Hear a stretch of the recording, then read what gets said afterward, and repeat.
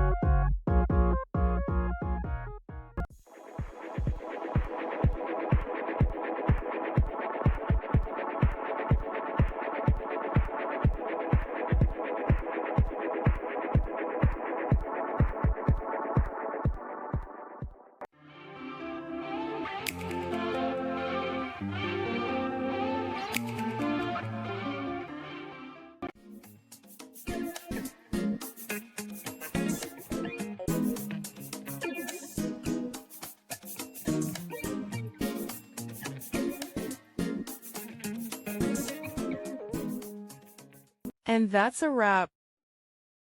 I hope you found the answer you were looking for. If you did, take a second to hit that subscribe button. It really helps out. And let me know in the comments which solution worked best for you. See you next time in the debug zone.